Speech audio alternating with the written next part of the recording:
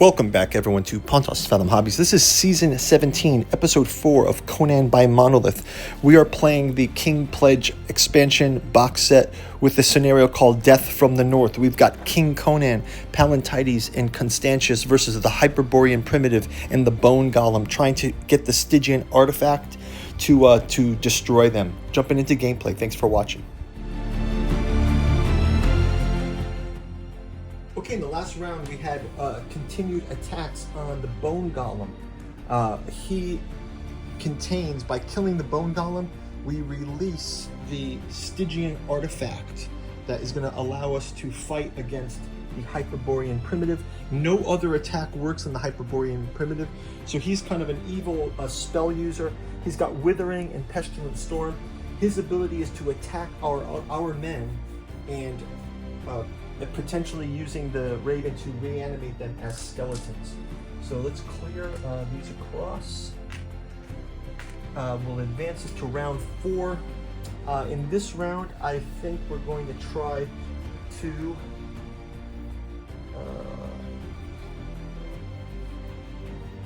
maybe we should go and collect some of these weapons on the side too while we're doing it. Maybe I'm going to send Constantius off to do that. Constantius can go around and collect these weapons for the final battle against the Hyperborean Primitive. We also need to chip away at the Bone Golem, so maybe we're going to focus our men on attacking him in line of sight. So let's jump into that. We'll do a word from our sponsor, and then jump into gameplay with round 4. Thanks for watching. Pontos Fathom Hobbies is brought to you by the books that we produce. We've got the Genealogy of Cthulhu, Necromancy of Nyarlathotep, and Hermeticism of Hastur, part of our 6-volume Catu journals out of Lovecraft's Providence.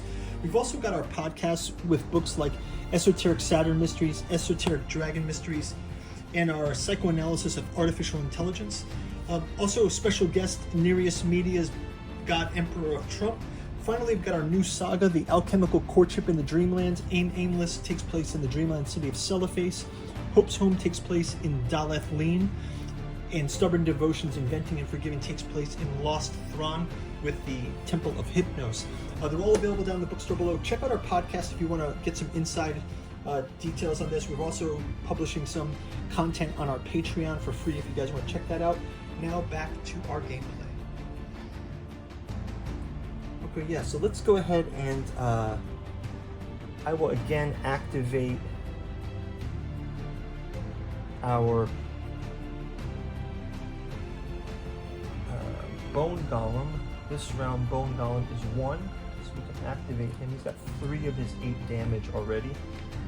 So Bone Golem activates.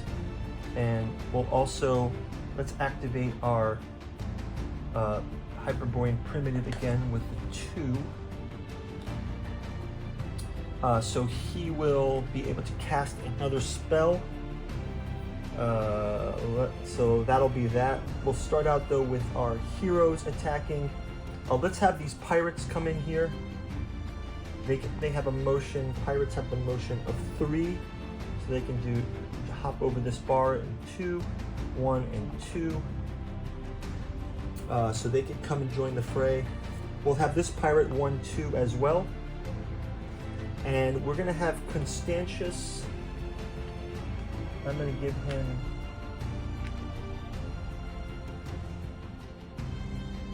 one, 2, 3, 4. And he's going to come and check out this first item here, which is the Pictish drink. Okay, that Pictish drink is in our rules. We've got Constantius with the Pictish drink.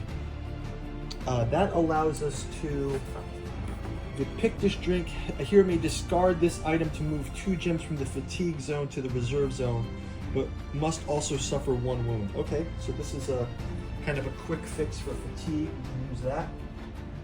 Bone Golem here, it says, during step Orlor plays a second Bone Golem tile beside Bone Skelos. Okay, so the Bone Golem can be replaced when he's killed with the Stygian artifact. We knew that already. Okay, so let's go ahead and have our archers also move. Let's just have them move here. Bosonian archer and our 3 crossbowmen. show off these minis for you guys. These are my first minis that I've ever painted, so you can see these guys aren't bad. I mean, this guys were the first ones, one of the earlier batch of minis I painted. These are, it's like the second round I've painted Bostonian archers. I also used the same kind of scheme for my Song of Ice and Fire miniatures when we did the Conan trackers, I believe it is.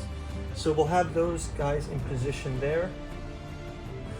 Let's see if we can do some damage on the Bone Golem here. The Bone Golem does have 2 armor, so let's go ahead and have our Bostonian archer here will take an attack with 2 misses. Our crossbowmen, they need to get 3 because the armor will defend against 2. So only a shot of 3 is going to get through to him. So let's see. On an individual die. So we'll just go roll 1, 2, 3 attacks. Oh, so we've got a 3 and a 3. So that means 2 crossbowmen were able to give 2 damage to the Bone Golem. So that's going to bring the Bone Golem up to 5 damage. I'm going to place the blue ones. I found my red bag here. Put these gems there. Put the blue gems back. Okay, so some damage to the Bone Golem. Let's go ahead and have Conan attack the Bone Golem, I guess. Everyone is going to attack the Bone Golem here. Sure, let's have Palantides give him an attack on the Bone Golem. He misses. Conan also give him an attack on the Bone Golem. Give him 2 attacks here. Bone Golem also blocks Conan's attack. And we can have our pirates. They each get to do 1 attack. Probably only this one is able to attack the Bone Golem here. That's a 2 also blocked by the Bone Golem. So he's still there at 5. We need 3 more hits to kill the Bone Golem.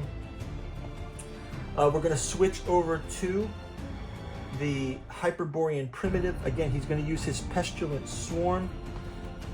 That'll cost him the 3 gems. That's 3 yellow dice to characters in the area. So that's 3 against these 3 pirates. Let's see how we do here. And we get 3 damage. The pirate's armor is 1. So that Pestilent Storm is going to do 2 damage to each of the pirates. That means all 3 pirates are going to be replaced with 3 skeletons. So we've got 3 skeletons now laying down. Now this is a potential nightmare for us because these skeletons can be reanimated, right? And then let's have the Bone Golem himself. He's closest to Palantides. Again, Palantides versus the Bone Golem. It's becoming the theme here. He gets to roll 3 red dice for his attack. I'll show you guys that as well. The Bone Golem's pretty intense here, right? You can see he's just a pile of bones that's been structured, heads and arms and spines. Kind of gaunt looking. Ooh, this is a pretty steep damage here. Palantides does have the ability to block this, so let's give him 2 orange dice, and he can also roll his sword as a defense, so that would be 3 dice. Do another attack here for his defense. So that'll be 3 dice, so that's 5 damage potentially. He gets to take off 4 of that 5 damage, so he will take 1 damage. We'll sweep these down to the fatigue here. And I believe that's going to do it for the round. So yeah, that's going to wrap it up. We've got a number of skeletons. You know what we're going to play next. We're going to play that Reanimate Skeleton Crow there on the next round. But it is surprising how our troops are being chipped away at. We're going to move it up to round 5, and we will see you in the next gameplay. Thanks for watching.